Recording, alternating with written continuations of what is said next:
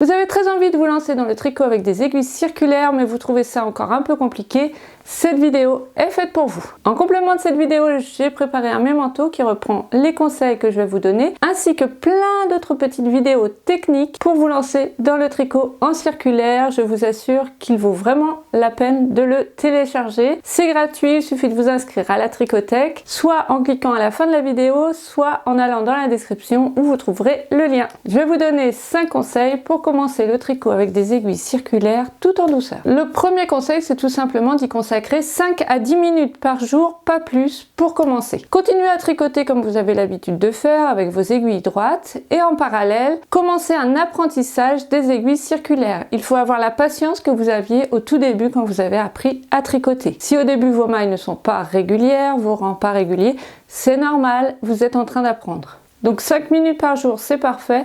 Le cerveau va faire son travail, il va petit à petit s'habituer et vous verrez que petit à petit votre tricot deviendra exactement identique, que ce soit avec des aiguilles droites ou avec des aiguilles circulaires. Ce sera un petit peu plus compliqué encore pour les personnes qui sont habituées à tricoter avec l'aiguille coincée sous le bras, mais ce n'est pas impossible. J'ai des élèves dans mes classes qui étaient concernés par le fait de tricoter comme ça, qui avaient un petit peu peur de lâcher ce côté-là, mais qui petit à petit, 5 minutes par jour, se sont entraînés avec les aiguilles circulaires et désormais elles ne tricotent qu'avec ça. Mon deuxième conseil, une fois que vous vous êtes habitué à cette manière de tricoter, c'est de commencer par des ouvrages à plat, exactement les mêmes ouvrages que ceux que vous tricotiez avec vos aiguilles droites. Par exemple, on peut faire une couverture en aller-retour avec des aiguilles circulaires. Le gros avantage de l'aiguille circulaire, c'est que le tricot va rester sur le câble et il sera bien moins lourd pour les poignets, les épaules, les trapèzes, le dos. Donc vous pouvez faire un pull comme vous faisiez auparavant, il faudra faire les coutures, mais ce pull vous allez le tricoter en aller-retour sur vos aiguilles circulaires. Vous allez voir que vous allez déjà apprécier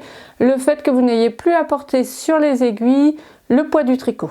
Le troisième conseil, et il est important celui-ci, c'est de choisir des aiguilles de qualité. J'ai écrit un article qui vous présente les marques les plus connues et reconnues. Alors j'en parle d'autant mieux que moi aussi au tout début j'avais acheté les aiguilles vraiment pas chères sur Amazon à moins de 10 € et finalement c'était une catastrophe. Clairement ça m'avait dégoûté du tricot en circulaire et c'est quand j'ai acheté un vrai kit d'aiguilles circulaires que finalement j'ai commencé à apprécier le tricot avec des aiguilles circulaires. Donc si vous avez acheté ce genre de kit, sachez que ce n'est pas du tout représentatif du tricot en circulaire.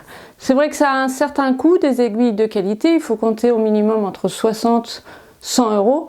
Donc ce que vous pouvez faire si vous avez envie quand même d'apprendre ce type de tricot, c'est d'économiser chaque mois une petite somme pour qu'à Noël prochain, eh bien, vous vous offriez par exemple un joli kit d'aiguilles à tricoter. Donc mon kit c'est celui-ci, le Symphony de Knit Pro, et c'est un des moins chers, j'en suis très satisfaite depuis des années. Le quatrième conseil, maintenant que vous savez bien tricoter avec les aiguilles circulaires, c'est de commencer à tricoter en rond, mais vous allez faire des diamètres suffisamment larges pour pouvoir vraiment tricoter en rond sans avoir besoin de la technique du Magic Loop.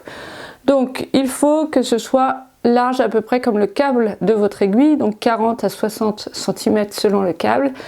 Et ce qui est bien pour ça, c'est de faire un col pour le cou par exemple, ou de faire une housse de coussin.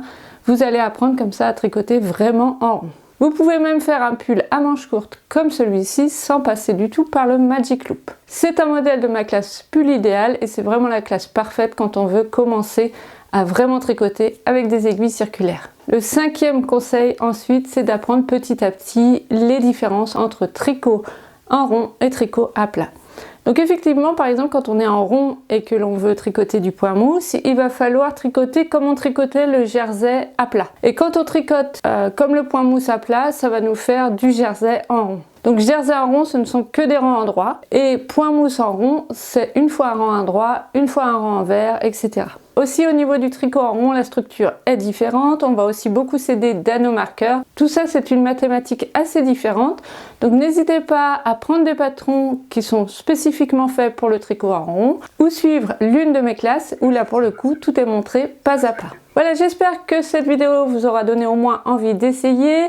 Allez télécharger le mémento qui vous sera très utile. N'hésitez pas aussi à m'écrire vos questions dans les commentaires, j'y répondrai avec plaisir. Je vous souhaite maintenant une belle découverte des aiguilles circulaires et je vous dis à très bientôt.